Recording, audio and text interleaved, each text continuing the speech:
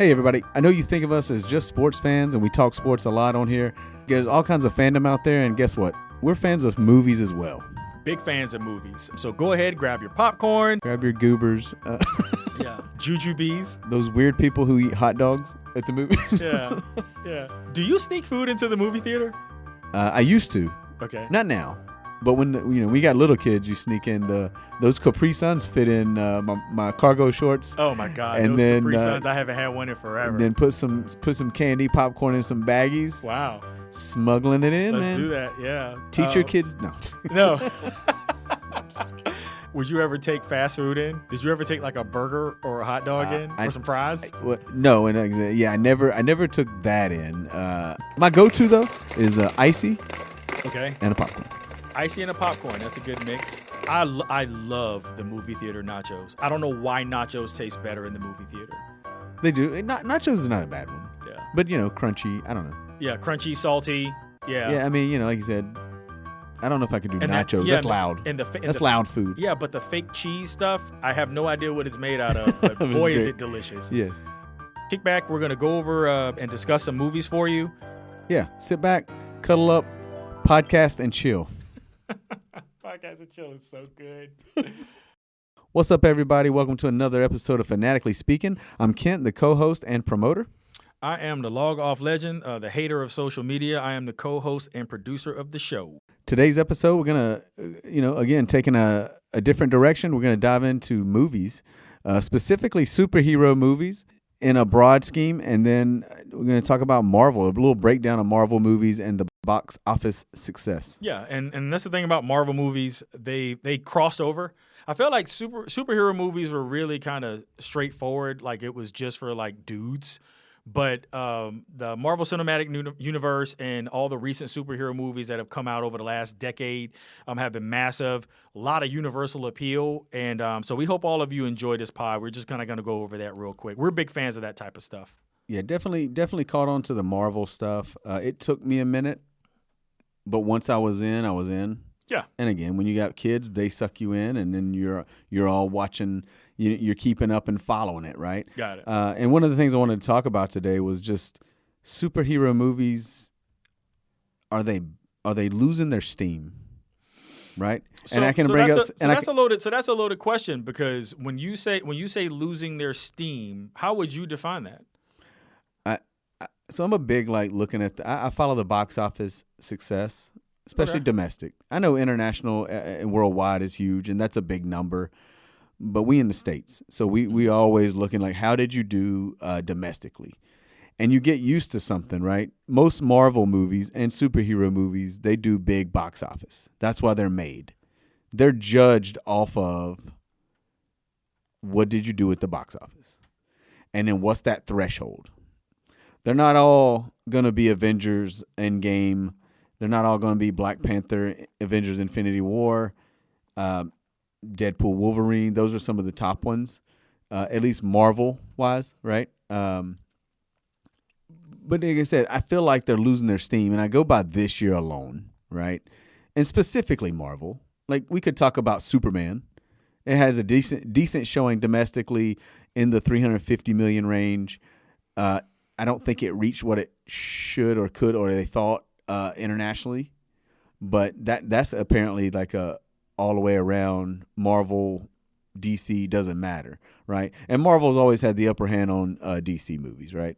Outside of Dark Knight series, it's always Marvel. Always. They've been owning the box office. I've never cared about box office results. It never really mattered to me. I know what some of the bigger movies are, just because it. Like, historically, if a movie's huge, you kind of that news kind of finds you. But for me, I'm such a movie snob.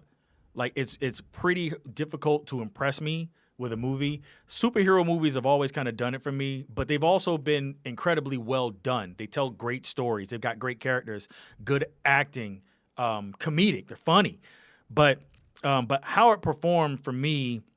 Because a lot of people want to rank the success of a movie and kind of correlate how much they liked it based on how everyone else liked it. And I think that's where I deviate, because there are a lot of, subpar movies that I enjoy and I liked it. Mm-hmm. And I care less that it made $250 million when people thought it could have made $750. True. And I get that on some movies. And not that say that the Marvel or superhero movies are not good, Mm-hmm. but I'm not judging off the box office, but I think when you're talking superhero, you're expecting big box office. Because a regular movie, you can watch and be like, oh, it only did 50, 60 million, but you can say, well, that's one of the best movies I've ever seen in my life. That's true. And there's also movies that do big box office, and I'll give you one, and we're not even getting into the fun comment yet. One of the worst movies I've ever seen is The Lion King live version.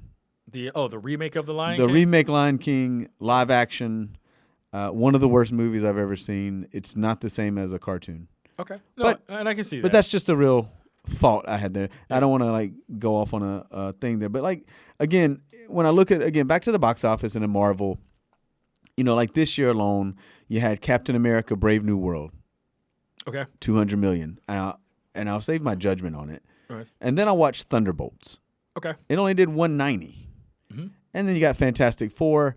It's at 273. So it didn't even break 300. Gotcha. And 300 is like that threshold, for the most part.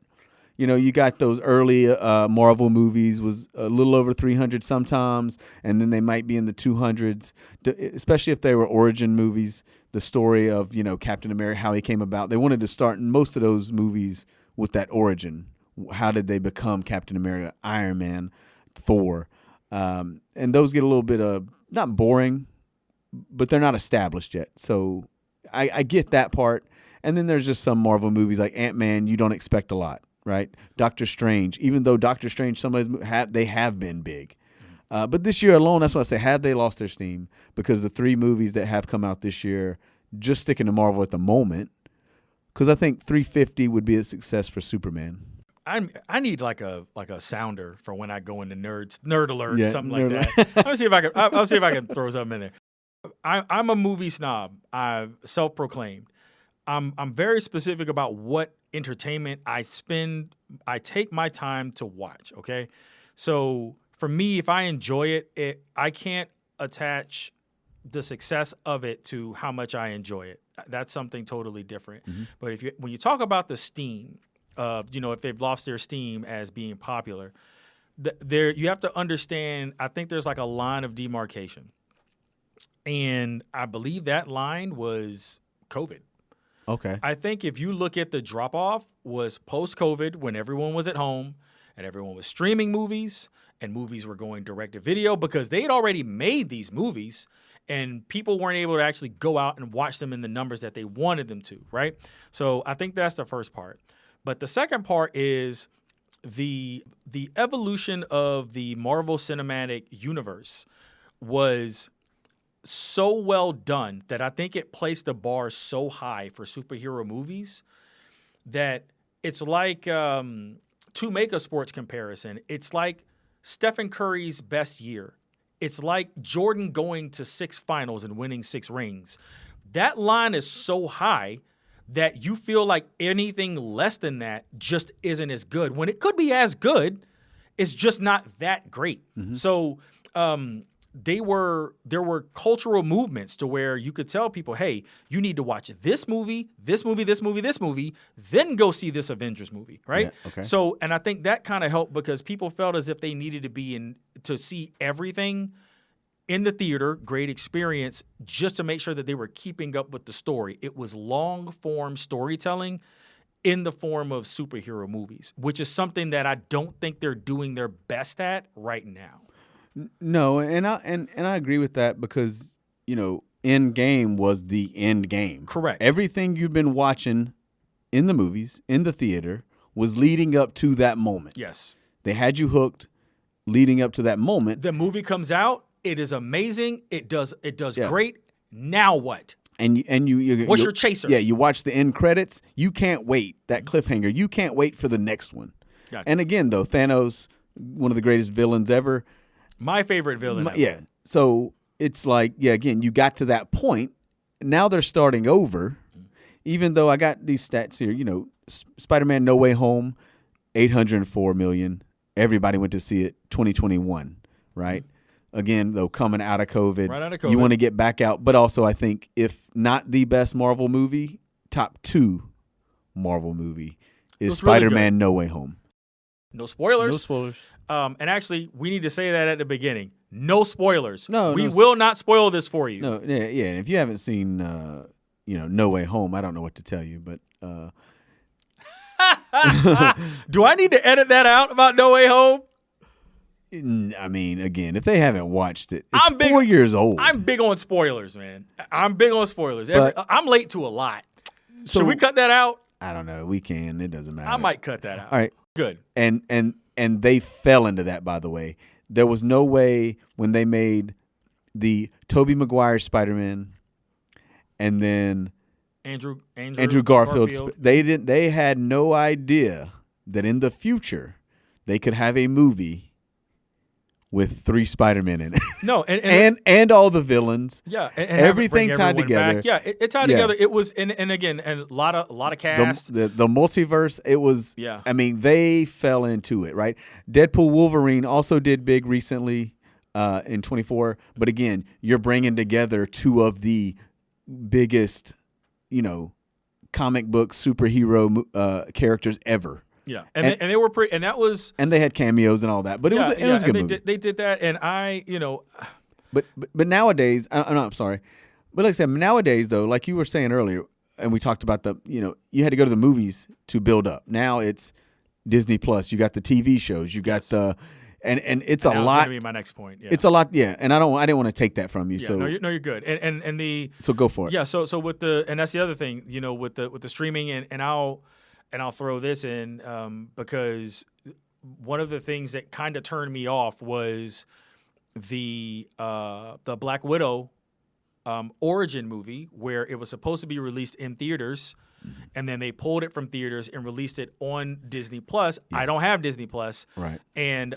really good movie. It was a good movie. There were some issues with it, because it was supposed to be released into theaters, but what it is they've got all the different types of series that are taking place on Disney Plus. And I understand what's happening. They're trying to, spread things out. If you can have people subscribe and watch the, movies or shows, because before you mentioned the Captain America Brave New World, what preceded that was Falcon and the Winter Soldier. Yeah. That series. So in order to understand what was going to take place in the new Captain America movie, you had to subscribe to Disney Plus to understand, so there's a lot to watch the series to understand what was going to happen in the movie. So it seems as if there's too much going on. It's much harder to follow now than it's ever been, right? Oh yeah. But I don't know where the focus is for superhero movies. So for me, I just try to enjoy what I can. I enjoyed the latest Superman movie for what it was. I don't feel as if that movie was made for me. Yeah, I feel like it was intentionally a little corny because it had to be, and it worked. It was as universal as, and either you like it or love it. I enjoyed it enough, but I also understood what they were trying to do. It wasn't it was a vulnerable Superman movie. No spoilers, but it was still well done, and I felt like it told a great story. So I'm happy with them as a one-off. I don't need these Marvel movies to have connections in order for me to enjoy them. Okay, and that's where I'm different. Yeah, but they're going to.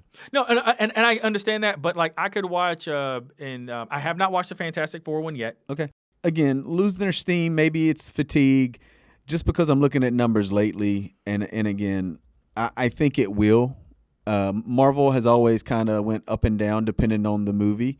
And again, they've got 3 more on the docket, right, in the next few years, and that is Spider-Man, Brand New Day, Avengers Doomsday, and Avengers Secret Wars. I have a really funny feeling those 3 are going to be huge, because we are leading up again to something, right? You want to see Doctor Doom. You want to. Now you got it, it's Robert Downey Jr., and you're trying to say, how is this going to connect? Does it connect? Yeah. You have people's attention.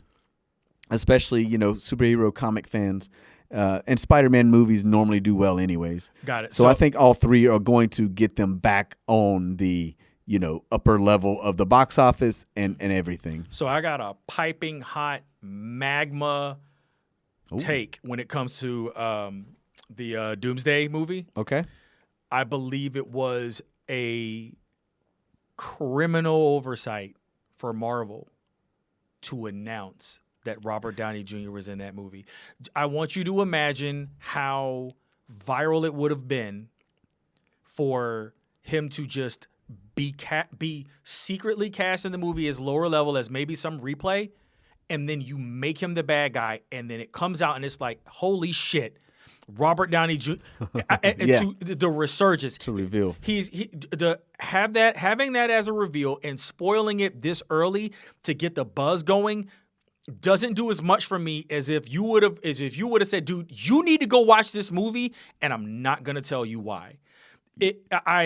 They need to be better at those types of things, and I think that was kind of a desperate play for them to kind of throw that out there because they didn't need it, and they could have promoted that movie as best as they could without him, and then have that reveal be so big and carry that momentum into a better than average box office performance. Just to kind of take us back to money. It makes sense. They like to reveal their cast though. They like to do that special now, grand, snippets here and there of the back of the director chair, the casting chair. So let me ask you this because I did not know this. You revealed a spoiler for the Spider-Man movie. Well, the 4-year-old one. You still revealed it, right? Yes. Listen, I'm late to a lot, so I understand it. But I am too. That's what I mean. So my question for you is before you watched that movie, did you know about that particular spoiler? Ooh, I'm trying to remember now. Exactly. That's 4 years ago. So. And here's the thing. But I feel as if you did, it would have lessened the surprise for you, right?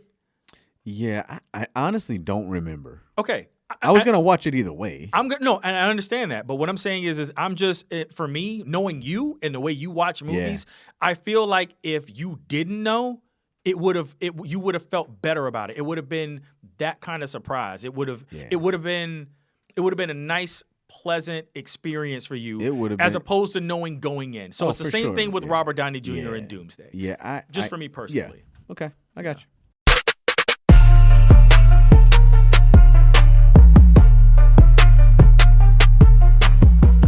Okay, next, sticking with movies, sticking with superhero, we want to talk about best worst superhero movies. Like what's yours, what's mine? Yeah. There's a lot of them. Or maybe there's just a few that we can think of that say, hey, that's the best superhero movie I've seen. Yeah. Or that's the worst. So I like to qualify these types of questions. So we're speaking about superheroes as a whole. So we're talking about a character, most of them from comic books. Yes. Some of them, probably from TV. Some of them probably just created as a superhero. Mm-hmm. Okay.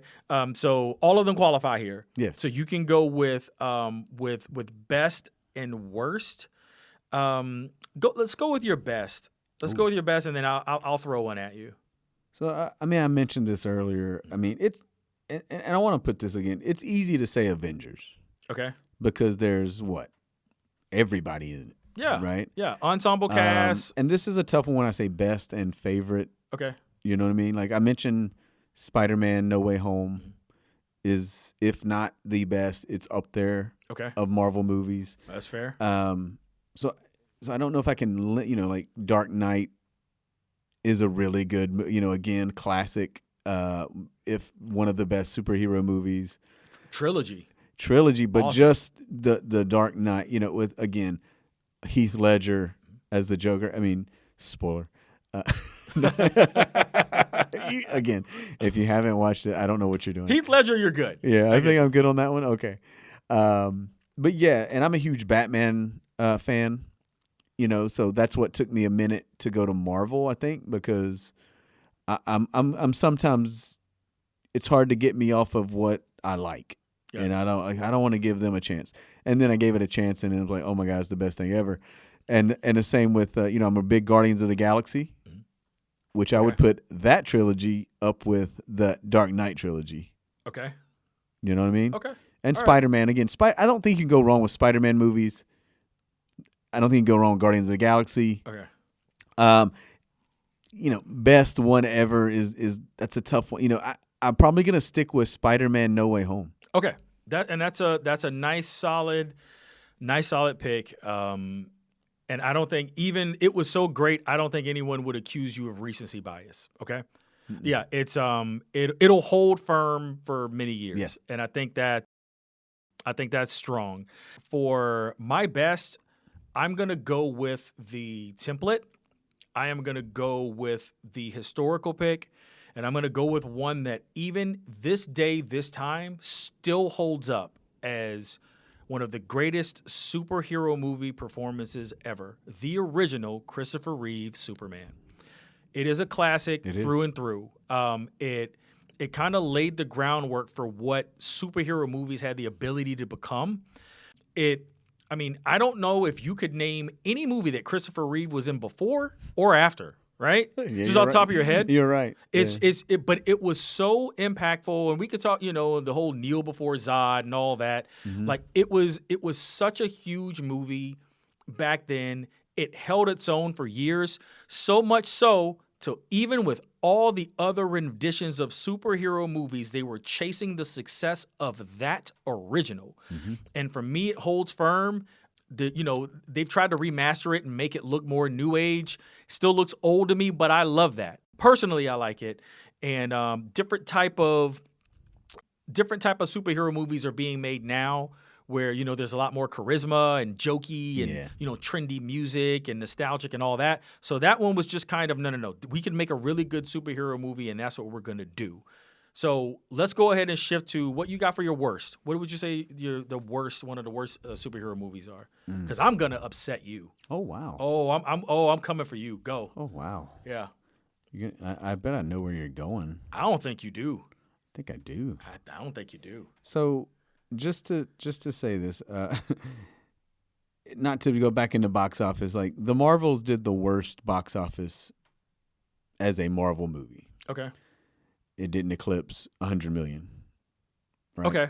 But hold on. I'm sorry. You're saying the movie The Marvels. The movie The Marvels, okay.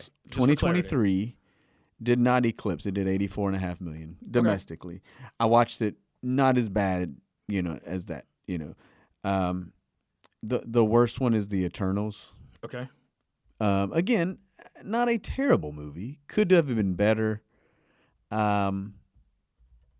And then, of course, it's not, like you said, recent. Is it me being recently biased? I don't know. I could go back and maybe find a superhero movie that was really bad. But that one, just sticking with Marvel. Okay. Yeah. All right. Mine is full disclosure. You are a huge fan of this actor. You are... You are Don't you do it. I'm doing it. You are a huge fan of this actor. Don't you do it. And what I loved about my pick for what I'm picking is the worst superhero movie is that most people didn't even realize that this person was an actual superhero. They didn't realize that this person was a character.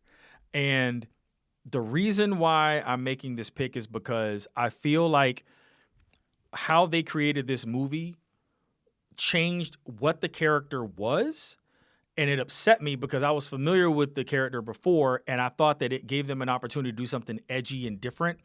And I do think that it would have helped this particular actor. I'll go ahead and stop stalling. It's Hancock. Okay? Now, you guys are learning right now, Kent might be the largest Will Smith fan ever that I've ever seen. Anywhere on the planet, this guy loves Will Smith. Mm-hmm. So much so that when we recorded our very first podcast, he sat directly across from me wearing a shirt of Will Smith smacking Chris Rock in the face. That's a real thing. That's a real shirt. Dope-ass T-shirt, by the way. Yeah. I never told you Appreciate that. It. Great T-shirt. Appreciate it. But the character of Hancock was a very dark, evil, edgy type superhero, but still a superhero. He had his flaws, which some of them they showed in the movie. but they never really got into the details and specifics of how edgy and dark he is. Some of the things and the subject matter surrounding how dark he is, I don't even feel comfortable saying on this podcast. Yeah. So feel free to take a look into Hancock as a character and see how dark and edgy he was. And I feel like putting that in a movie, rating it R, would have done so much for Will Smith. It would have showed, we know he's got acting range, man. Like, we get it. The dude played Muhammad Ali. Yeah. So we know that it could have been done. And seeing some of the darker comedies, darker superhero movies that have come about, I was very upset that they watered down that character and prevented him from letting Will Smith be the true representation of what that dark superhero actually is. And I'll end on this and then I'll let you go. To this day, we talked about like Thanos being my favorite villain, fantastic villain. Hancock he's so close to the bad guy, but he's still technically a superhero. And I think that there was a lot of things that they could have done cinematically that would have accentuated that. And that's why I've deemed it my worst one. Okay. And again, I don't think it's a bad movie, but I know where you're coming from, that you wanted it to be more original and do go all out. But I think respect what the character is. And don't water it down. And give us what we're here for. And I'm sure now the makers of that movie realize how well Deadpool did, and they're probably like, yeah, we could have done that. Well, we should have not, on the side of caution, we should have went all out, gave it its full. And on the flip side, and I will say this as a counter to Deadpool, they're very sneaky when it came to Deadpool, and here's why. With Deadpool, they made him silly, funny, wacky.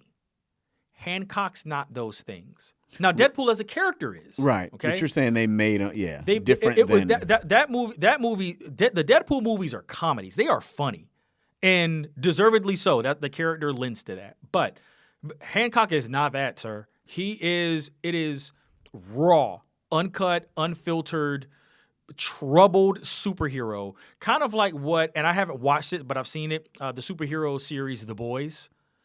I don't know if you've seen that. I've heard of it. Yeah. So imagine that times 10. Super dark. Yeah. That's what Hancock is. Feel free to look it up yourself. I promise you won't be disappointed when you see just kind of the swing and what they did with Hancock. Totally different from what I expected. Okay.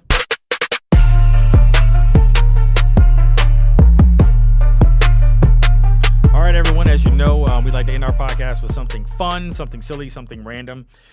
So what we're going to do is we're actually just going to mix this up, keep it movie themed, and we're going to go with something that is a recent movie disappointment or a surprise. Just kind of something that might have caught you off guard with a movie that you've seen. Kent, do you have anything off the top of your head? Yes. What do you got? So we like to, we talked about superhero, but we like to do other movies. My son likes scary movies, a little bit of suspense. So we sat down not too long ago. I don't remember when it was, but the more recent memory, we watched Trap. You familiar? Never saw it. Okay, Josh Hartnett. Okay. So again, I don't want to get into spoilers, but the premise. Spoiler alert. Spoiler alert. The premise, there is a killer on the loose. He takes his daughter to this concert, her favorite singer, right? I'm just going to go through a few things that happen in this movie. One, I'm not going to give it away, but one thing is he randomly leaves his daughter throughout the concert to go check different areas of this arena, where the police are going. Then he disguises himself as, a staff member. Then he talks to the T-shirt guy. He's got all these things. He's going around, right? Meanwhile, the concert's going on. Then he goes and then there's like a door. They're like watching the concert, and there's like a door to the floor that goes underneath the arena. And he literally says to his daughter, "Hey, would you think it'd be cool to see the underneath the arena, the backstage area? why don't we go down this door in the middle of a concert? You know what I mean? It was just so stupid that no normal person would do. And I get that in the movie what he's trying to do, right? He's scrambling, okay? Mm-hmm.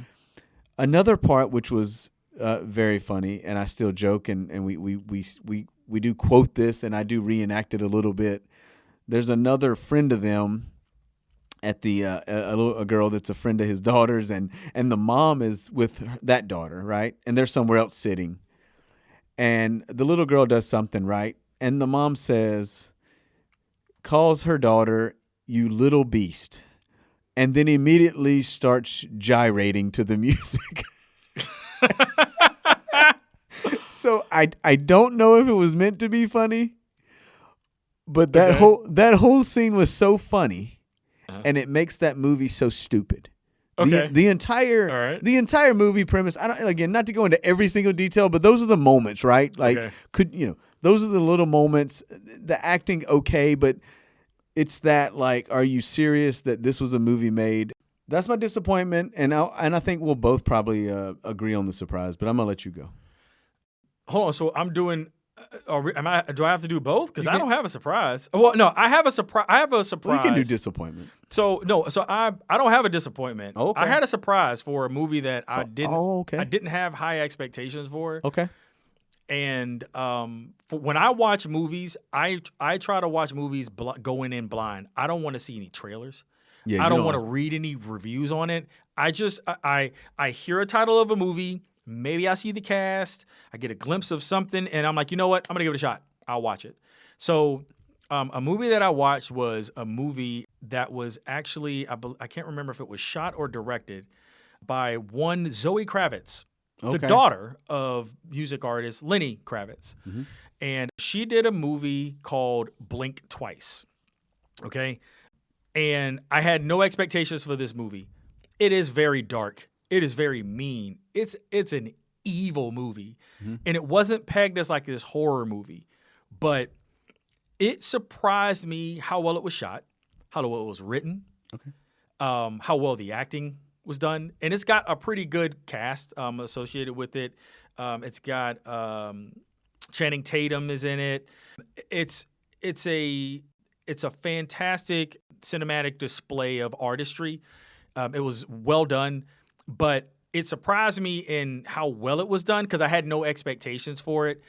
And then after the fact, I kind of saw that it was kind of crapped on a lot. Mm-hmm. A lot of people didn't like it, but it was a really, really good movie. It surprised the hell out of me. Okay. Because maybe because my bar was so low, but the people who were saying that it was a bad movie, I don't know what movie they watched. It was incredible. It was good. Yeah. And it's very hard to talk about it without giving away any of the spoilers. But what I will say is, it's not for children, and it is not for those that have a weak stomach or are offended by things that are of a sensitive nature. I'll just say it like that. But it was incredibly well done, and even though it was really edgy, they did the best that they could covering that type of subject matter. Really good stuff. Great watch. But no, you definitely want to put the kids to bed. You don't want them watching that one. No, Blink Twice. I did see the trailer. I saw it in the theater, but I have not watched it yet. I think it's streaming now. I caught it on streaming. Very, very, very surprised, man. It was a good watch. Okay, damn good watch. I thought we would agree. My surprise, because you got me on this. I don't know that I would have went to watch it. I wasn't sure. I know my son wanted to watch it, so we did go see Sinners. Really? And it's a surprise. Only not so much a surprise because when I went to see it, I already knew it was a success. Got it. But it from the time it opened, going back to that box office, you look at, say, are people going to watch it? Yeah. Which doesn't make it good or bad, right? But then when it exploded, like it just kept earning and kept earning and kept climbing. And if you'd have said that movie's going to earn damn near $300 million, you would have never thought it. It is one of the movies in recent history that probably would have been maybe around $100 million. Okay, maybe 150. Yeah, I can see that. Depending on, and it probably overdid itself by $100 million at least. It did, and I will say I saw Sinners, and I think I did. I texted you and said you need to go see it. Yeah, it was another movie, well done. Took a lot of risks. took a lot of chances. Yeah. And that was another movie I knew nothing about. I didn't either. Really. I had no idea what the movie. I knew who was in it. I knew obviously the main actor, Michael B. Jordan, was in it. Some of the cast I knew, but I didn't know what it was about. And you know me, I don't like period pieces. I don't like movies that are set in different times. This one captivated me early, got me wrapped into it. Sinners was a good surprise. I kind of had a feeling it was going to be good. But that's a good one, and you're right. It went gangbusters, man. It took off. The way it took off was great, and obviously, social media had their fun with it, I'm sure. Yeah. But that's what they do. But it ultimately helped. Even if people didn't like it, they still went and saw it to the tune, like you said, of $250 million. Yeah, and whatever you thought it was about, it might have been a little bit, but then it was. Yeah, you had no idea. No, you didn't. Damn good surprise. That's a good one, man. I'm mad I didn't think about it. Very good. Oh, that's a good one.